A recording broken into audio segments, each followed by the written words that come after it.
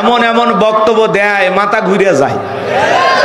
আজকে উনি বক্তব্য দিচ্ছেন যে প্রধানমন্ত্রী হইয়া যদি বউকে সাথে নিয়ে ঘোরে, প্রধানমন্ত্রী হয়ে বউকে যদি এত সম্মান দিতে পারে জনাব তারেক রহমান, তাহলে আপনারা কি করেন?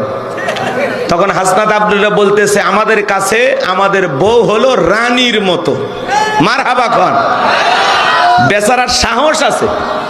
উনি বলতেছে প্রধানমন্ত্রী তারেক রহমান সব জায়গায় বউ নিয়ে যাইতেছে, উনি যদি প্রধানমন্ত্রী হয়ে বউকে এত সময় দেয়, বউকে এত সম্মান দেয়, সব সময় বউকে এভাবে আগলায় রাখে প্রধানমন্ত্রী হয়া, তাহলে আমরা কি করতেছি? তাহলে আমাদের উচিত বউকে এভাবে আগলায় রাখা এবং বউকে প্রধানমন্ত্রীর মতো সম্মান দেওয়া। হাসনাত আব্দুল্লাহ একটা জিনিস, কথা কোন ঠিক না? খেজুরের হিসাব দিয়া সারা বাংলাদেশের সব এমপিদের ঘুম হারাম করে দিছে। কথা বলে ঠিক না? খেজুরের হিসাব দিয়ে।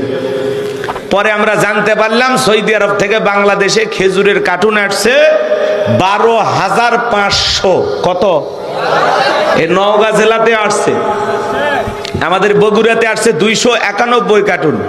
কথা কি বুঝতে পারতেছেন?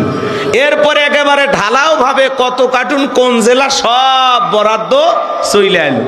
এর আগে কিন্তু এই তালিকা আমরা দেখি না।